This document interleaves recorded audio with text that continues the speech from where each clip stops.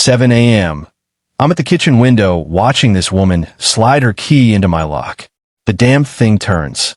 This woman, who's been terrorizing the neighborhood for months, is breaking into my house like she owns it. I'm freaking out because my wife is somewhere inside. A woman who thinks she's one finally walks through our front door with that smug look, and then my wife appears in the hallway, holding something that makes Kelly freeze the way someone freezes after a taser. I never knew my wife could be this dangerous. Has an HOA president ever tried to break into your house? Tell me about your worst neighbor nightmare below. Back up a bit. 6 months ago, my wife Tracy and I thought we'd found paradise in Oakwood Heights. Perfect little houses, neat lawns, the kind of place where your biggest worry is whether your grass is the right shade. We were so wrong. We moved next to someone who acts like HOA royalty. It started innocently. Kelly introduced herself the day we moved in, all smiles and neighborly charm, handing us a thick packet of HOA rules that read like legalese written by lawyers. We maintain property values through consistent standards, she said, and I thought, okay, reasonable. Boy, was I naive. 3 days later, the first violation arrived. Our mailbox was a half-inch off the approved angle. I'm a city safety inspector. I know precision, and yes, technically she was right. But who measures mailbox angles like that? I fixed it to keep the peace. A week later, another notice. Our trash can have been set out 12 hours early. 12 hours. Apparently, that was a community crisis. At the window now, Kelly tries key after key on my front door, muttering about community access protocols, like she's on some official mission. Her key ring looks like it weighs 5 pounds. Each key has a little tag with street addresses. My stomach drops. This isn't a first-time thing. Tracy comes to the window, and I can feel her tension. She's trying to break in, she whispers. Not scared, more focused, like she's taking mental notes. Call the police, I say. But Tracy's already moving, not for the phone. She grabs a notebook and pen, the same one she uses for her paralegal work. She starts recording times, descriptions, everything Kelly's doing. Her handwriting is fast and exact, like she's done this before. Kelly gets frustrated when key number 8 fails. She starts taking pictures of the driveway and front steps, making professional-grade documentation. The way she does it makes my skin crawl. I've seen enough. I march outside and clear my throat. Excuse me, what are you doing? I ask. Kelly spins around and, instead of shame, wears that entitled look that instantly pisses me off. Emergency inspection protocol, she announces, holding up the massive key ring like a badge. I need to verify interior compliance after documenting exterior violations. I look around our perfectly normal yard. What violations? I say. She flips through a clipboard and reveals an entire system. Photos, measurements, color swatches, notes about landscaping positions. Everything either perfectly normal or trivial. She's acting as if we're running some illegal operation. Kelly, you don't have the right to enter our house. You don't have the right to try those keys. I say it firmly. I have emergency access authority for verification, she replies, and the confidence in her voice makes me pause. Could an HOA president actually have emergency powers? That thought eats at me, until Tracy steps outside like a hurricane. All 5-6 of her, suddenly very serious. Kelly, Tracy says, Polly, tell why. I'd like to see documentation for that emergency access authority, for our records. Kelly falters for a second. That's internal, she says. Homeowners aren't entitled to review internal procedures. Tracy pulls out her phone and starts recording. Under state housing law, any authority in HOA claims over private property requires transparent documentation for affected homeowners, Tracy says. So I'll need board minutes, any insurance that covers entry activities, and a legal justification for designating an emergency. Kelly sputters and storms off, but not before leaving a formal notice demanding interior compliance verification within 48 hours. The notice looks official, all letterhead and legal jargon, but something feels off. That night, at 11 p.m., I hear scratching at the front door. I grab my phone flashlight and see Kelly hunched over the lock again, this time with what looked like professional lock-picking tools. The woman who claims to protect our community standards is literally trying to break into our house at midnight. My hands shake as I whisper, "She's back." Tracy sits up instantly, no grogginess at all, like she was expecting this. "Call the police and start recording everything," she says. I dial 911. The dispatcher asks if it could be a family member who lost keys. I want to scream. Family members don't carry industrial lockpicking kits. By the time I explain, Kelly melts back into the shadows like some suburban ninja. Tracy is calm, methodical, checking frames, noting fresh scratches in our lock. She's building a case. "We need to change the locks tomorrow and install cameras," she says. This is attempted felony breaking and entering. I was still thinking in terms of mailbox rules. Tracy is thinking criminal charges. The next morning we're installing new deadbolts when Kelly returns. And this time, she is backup. A man in work clothes with a toolbox and a clipboard about Emergency Structural Assessment Authority. The locksmith looks nervous. I tell him, "This woman has no legal authority to modify locks on private property. If you proceed, you'll be destroying property." He sees Tracy's face and starts packing. "I'm not getting arrested for HOA drama," he mutters. "Find someone else." Kelly fumes that I'm interfering with official community business. Tracy asks for documentation. "Show us the board authorization, homeowner consent forms, insurance coverage." Kelly can't. Instead of backing down, she doubles down with a thinly veiled threat about past mistakes catching up. That hits me. This isn't random. She's targeting us personally. "Have we met before?" I ask. Her face goes cold. "You know exactly what you did." Some families never recover from vindictive enforcement. Before I can ask what she means, a patrol car arrives. Officer Parker gets out, and he doesn't look like a neutral cop. He looks exhausted and complicated. "Mrs. Phillips, we talked about this last week," he says to Kelly. "Wait, Phillips?" Not Kelly Parker or Kelly Rodriguez, Phillips. I stare at his badge. "Officer Parker.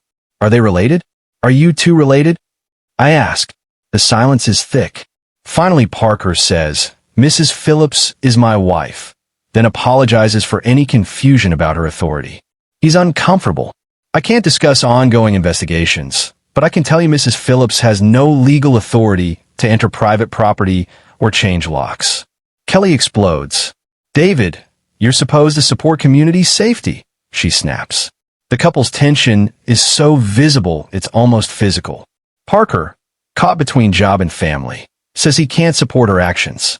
She storms off, threatening legal action and giving us 72 hours to comply with all standards. He leaves embarrassed and apologetic, and Tracy's eyes narrow in a way that makes Parker look at her more carefully, trying to decide whether she's an angry homeowner or something else entirely. Later that night, my thoughts drift to Kelly's key ring, to Tracy's strange legal fluency. Why does my wife know so much about HOA law? Tracy says she's been researching Kelly's background since day one. Something doesn't add up, she tells me. Public records, financials, employment history. Kelly Phillips moved here 18 months ago, but there's almost no trace of her before that. It's like she didn't exist. My blood runs cold. You think she's using a fake identity? I ask. I think so, Tracy says. And I think whatever happened in your past set her off. Then Tracy's phone buzzes. She checks it and her face drains. A text from an unknown number. "Your safety inspection destroyed my family. Now I'm going to destroy yours." She goes white. "Justin, I think I know who she really is," she says. At 3 a.m., we're jolted awake by the sound of power tools in the driveway. Loud, aggressive, like someone's building a deck at full blast. Tracy is already at the window, dead calm. "She's brought a locksmith," she says. "This operation is professional. Industrial equipment, cameras, measuring tools. They act like they have a legal right to modify our door." I tell Tracy to call the police, but she's already grabbing her laptop and files. We step outside as Kelly notices us. Instead of shame, she stands straight and announces, "Emergency access modification for community safety compliance. These locks don't meet standards." The locksmith looks at us, unsure. "Ma'am, she's paying me to upgrade your system," he says. Tracy steps in and becomes precise, authoritative like a prosecutor. This woman has no legal authority to modify private locks. Proceeding would be criminal trespass and destruction of property. I'm recording this for legal purposes. The locksmith's face changes. He starts packing. I don't want legal trouble, he mutters. She said she had permission. Permission from whom? Tracy demands to see it. Board authorizations, homeowner consent, insurance. Kelly doesn't have any. Instead, she smears at the past. Personal vendettas disguised as safety work. You think you can hide from your past? She says. You destroyed families with your inspections. My blood freezes. She names a man, Tommy Patterson. I remember him. A contractor I cited for serious safety violations years ago. He threatened me, said I'd ruined his livelihood. Kelly says Tommy went to prison and died there, and that I destroyed his family. The accusation lands like a punch. Before I can respond, Officer Parker's patrol car pulls up again. This time he moves slowly, like someone who knows the damage these scenes cause. He calls Kelly back, tells her to step away from the locksmith. They're interfering with legitimate community business, she protests. He replies quietly but firmly. There is no legitimate community business here. You don't have emergency powers. You don't have authorization. And you sure as hell don't have the right to modify private property. Parker says it with that exhausted professionalism that makes it obvious Kelly's crossed legal lines before. He looks at Tracy and me with something almost like an apology in his eyes. Sir, ma'am, do you want to press charges for attempted breaking and entering? Kelly loses it. David, you can't arrest me for protecting our. I can arrest you for trespassing, he cuts in quietly. Kelly, please don't make me do this. Tracy steps forward, phone still recording. Officer Parker, thank you. We'll file a complaint tomorrow, but tonight we just want her off our property. Kelly gathers her papers and equipment and heads toward the patrol car, but she turns back with a look that drains the color from my face. Tommy didn't deserve what your inspection did to our family. Now you'll understand what it's like to lose everything. Our family. Not his family. Our family. The name lands like a punch. Kelly Patterson Phillips. As the patrol car pulls away, I turn to Tracy. How long have you known? She studies my face a long beat. Known what? She asks. That Kelly is Tommy Patterson's sister. That this is personal revenge for a safety inspection you did 3 years ago. She's quiet, then adds, I figured it out yesterday when I found her maiden name in public records. My phone vibrates with another unknown text. Tomorrow we finish what you started. Community enforcement begins at dawn. Tracy reads it, nods grimly, and tells me, that's why I've been coordinating with federal investigators about Kelly's harassment pattern. Federal investigators? I say, stunned. Tracy lays out spreadsheets, color-coded, cross-referenced. More data than the FBI probably has on a lot of people. She's been running a one-woman investigation from our kitchen table. Kelly Patterson Phillips moved here 18 months ago. Tracy says, clicking through public records. Paid cash for her house. No mortgage, no credit trail. Who pays $400,000 cash unless they're hiding something? My skin crawls. Which federal investigators? I press. She gives a look that's part guilty, part defiant. Justin, I've been documenting behavior since week 1. False authority claims, systematic targeting, harassment. This isn't neighborhood drama. It's criminal stalking. Her voice is steady, unnervingly sure. She brings up Tommy Patterson's file. He died in a prison fight 6 months after his conviction. Kelly moved into our neighborhood exactly 2 months later. She bought a house 4 blocks away, Tracy says. She's been stalking us for over a year. Then she pulls up employment and financial records. No listed job, no visible income, yet she's comfortably living in a $400,000 house. The only official activity is HOA president, a volunteer role. How is she funding this? I ask. Tracy's fingers hover over the keyboard. Record searches can reveal a lot if you know where to look. Then she shows me photos, months of surveillance-grade shots of our house from multiple angles. My comings and goings, our garbage schedule, friends arriving when we leave for work. She knows our routines better than our families do, Tracy says. This is organized and methodical. It's not a random obsession. It's planned revenge. Tracy pulls on my old case files. Tommy wasn't just cutting corners, she says. He was running a fraud ring. Forged safety certificates, substandard materials, bribed inspectors. My memory returns in a rush. When a Patterson site collapsed during construction, injuring workers. My inspection exposed falsified steel grades and shoddy concrete. If anyone had died, he could have faced manslaughter. Your inspection probably saved lives, she says quietly. But Kelly sees it differently. To her, I was the vindictive bureaucrat who ruined her brother. He went to prison and died, she said earlier. You destroyed him. Tracy's phone rings. She steps away, and when she returns, she looks even more formal and grim. That was my colleague, she says. Kelly's filed complaints with the city, claiming abuse of authority in the Patterson case. She's retained a lawyer and is threatening suits against us. She's also aligned with other Patterson associates, contractors who were prosecuted. This isn't just a personal grudge. She's got backing. The scope of it hits me. This wasn't some petty HOA conflict. This is an organized campaign to ruin my life, my career, and my reputation. Kelly is the face of something much bigger. Tracy closes her laptop and looks at me with a resolve I've never seen before. Dead serious, Justin. Almost official. I need to tell you something about my work, my real work. Before she can continue, our security app lights up with alerts. Multiple figures moving across the property. Not just Kelly this time. A whole crew, carrying professional gear. They're back. I mutter, scanning the feeds. And they brought backup. Tracy's already grabbing files from her laptop. Call Officer Parker. Report criminal trespassing. Immediate response. Tracy, what aren't you telling me about your work?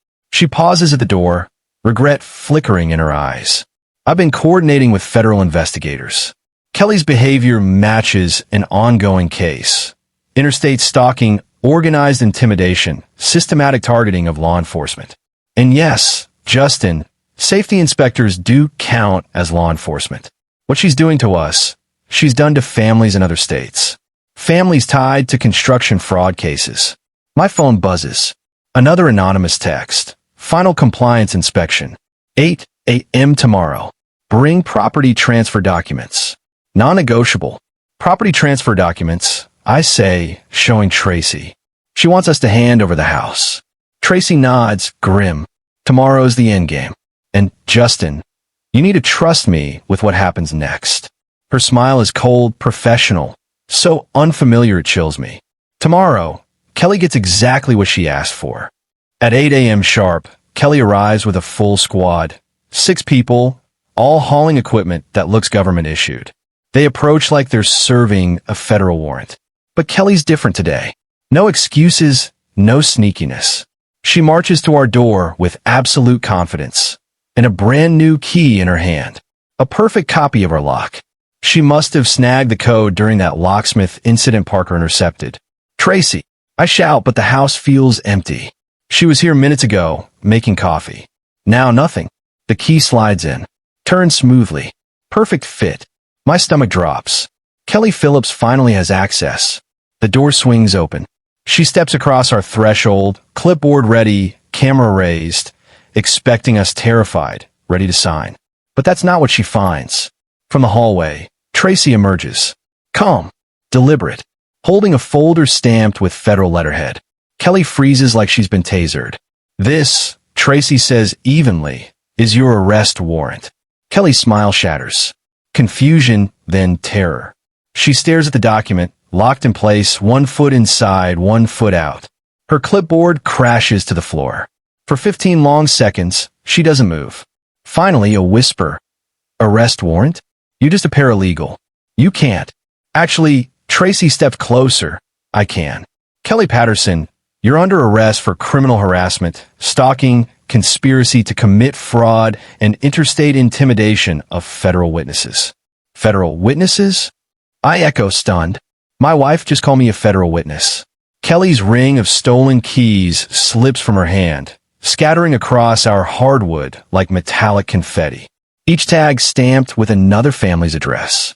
The sound is pure justice. Officer Parker appears behind her, flanked by 2 more cops. His voice is heavy with grief. Ma'am, you have the right to remain silent. Kelly's crew bolts the instant they see the badges, but Kelly remains frozen, staring at Tracy like she's looking at a ghost.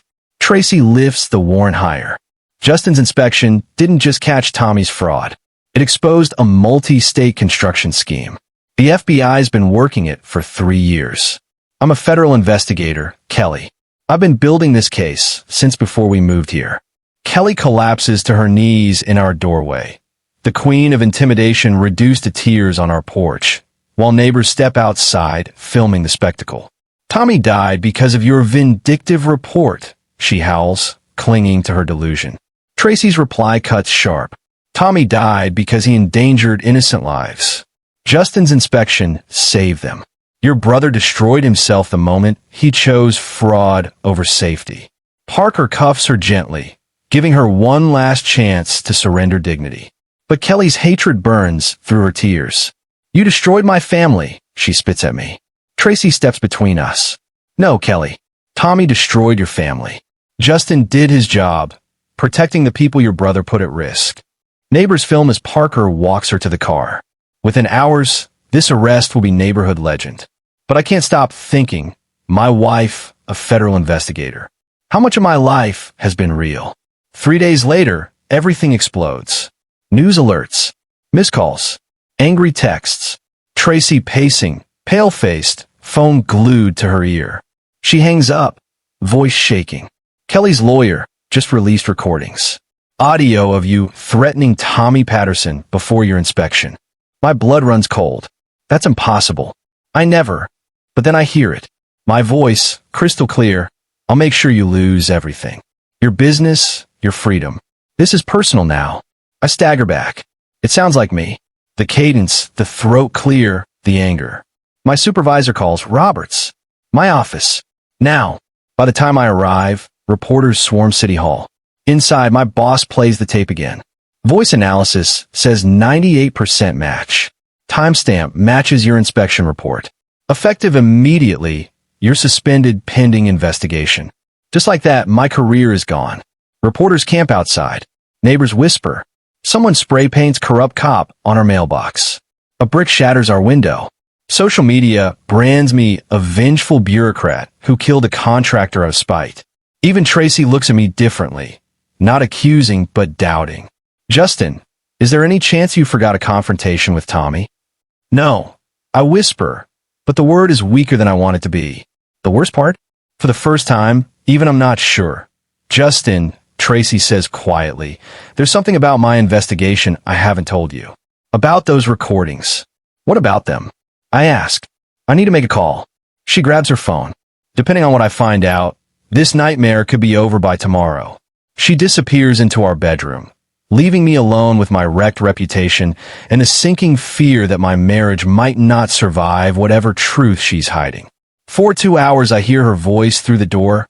Urgent, professional, precise. Words like authentication analysis, digital forensics, federal evidence protocols. She's not talking to paralegals. She's talking to people with serious resources. When she finally emerges, her face carries relief and something else. Guilt, maybe. Fear. Justin, sit down, she says. I need to tell you exactly who I am and why I knew Kelly was dangerous from the beginning. My chest tightens. Just tell me straight, Tracy. How much of our marriage is real? She takes a long breath, then makes a decision that changes everything. My name is Tracy Williams. I'm a federal investigator with the Construction Fraud Task Force. I've been tracking Tommy Patterson's criminal network for 4 years. The words hit like a punch. Federal investigator. For years. She continues, voice steady. After Tommy's arrest, the Bureau knew his people would target you for revenge. I was assigned to your protection detail to monitor threats and build a case against anyone who retaliated. Protection detail? My voice is hollow. So our marriage was a federal operation. Tears fill her eyes, but her tone doesn't waver. It started as an assignment. But Justin, what happened between us became real. I fell in love with you while protecting you. I requested a permanent assignment here because I couldn't walk away. I feel like my life is collapsing in slow motion. The woman I've called my wife for 8 months has been a federal agent the entire time. The recordings, I whisper. The ones destroying my career? Her expression hardens. Fabricated. Kelly's network has been manufacturing evidence against law enforcement for years. Voice synthesis, deepfake audio, digital manipulation, advanced enough to fool standard analysis. She opens her laptop, showing me waveforms and metadata I don't understand. Our tech team ran deep authentication. The voice sounds like yours, but it's a digital construction, built from public clips, city meetings, phone calls, anything Kelly could get. Relief floods me. I didn't betray my oath. I didn't ruin Tommy Patterson out of spite. But relief is quickly followed by something else, betrayal. For years, I say, you've been watching me for 4 years. 3 years of surveillance, 1 year of direct contact, Tracy admits. I know how it sounds, but from the moment I met you, everything changed. You were supposed to be an assignment. Instead, you became the most important person in my life. My voice cracks. How much of it was real? Our first date? Our wedding? How much was Tracy Williams? And how much was Agent Williams? All of it, she says fiercely. Every date, every laugh, every time I told you I loved you. The only thing fake was my cover story. My feelings were real. Before I can absorb it, her phone rings. Caller ID flashes, and her face switches instantly back to business. This is about Kelly's network. I have to take it. She vanishes into the kitchen, leaving me with the crushing truth. My wife has been a federal bodyguard who fell in love with her assignment. I should feel grateful, relieved. Instead, I feel hollow, like my entire life has been built on surveillance. When Tracy returns, her expression is something I've never seen before. Cold, professional satisfaction. Kelly's lawyer just got our forensic report, she says.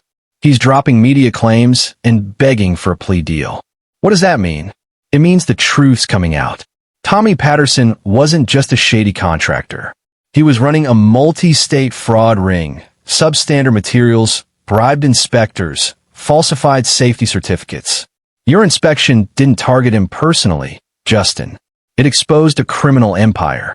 She shows me FBI files, evidence of collapsed sites, doctor records, bribes in multiple states. Kelly wasn't just Tommy's sister, Tracy adds grimly. She was his business partner. Insurance fraud, political corruption, systematic harassment of inspectors. She orchestrated it all while Tommy ran the field ops. My head spins. Kelly's a criminal mastermind. 8 years, Tracy says. You're the 12th inspector she's targeted. 7 families run out of their homes. For careers destroyed. 2 divorces. 1 suicide. The weight of it crushes me. We weren't her first victims. Just her latest. But you caught her, I say, finally understanding Tracy's secrecy. I've been building this case for 18 months, she confirms. Kelly's network thought they were breaking people one by one. They didn't know we were documenting everything, building a conspiracy case that reaches into state governments and federal agencies. My phone buzzes with a breaking news alert. Federal task force breaks multi-state construction fraud ring. My name is in the headline, as the inspector whose integrity helped crack the case. Tracy scans live feeds. By tomorrow, you'll be known as the safety inspector who helped expose one of the largest fraud operations in U.S. history. I should be elated. My name cleared, my career vindicated, justice served. But all I can think about is the woman beside me. The woman who's been living a double life since the day we met. Tracy, I whisper. What happens now? Do you get reassigned? Do we just pretend to be normal again? She closes her laptop, eyes filled with vulnerability. I've requested a permanent transfer to the local field office. If you'll have me, if you can forgive me, I want to be Tracy Roberts for real. Not the agent, not the assignment, just your wife. Before I can answer, there's a knock at the door. Officer Parker. Sir, ma'am, he says softly. I wanted to apologize for my wife's crimes. And thank you both for helping bring her down. The whole neighborhood owes you. As his car pulls away, I realize our lives have changed forever. We'll be remembered as the couple who helped dismantle a conspiracy. But first, I have to decide if I can truly love the woman who lied to me for 8 months because she was too busy saving my life.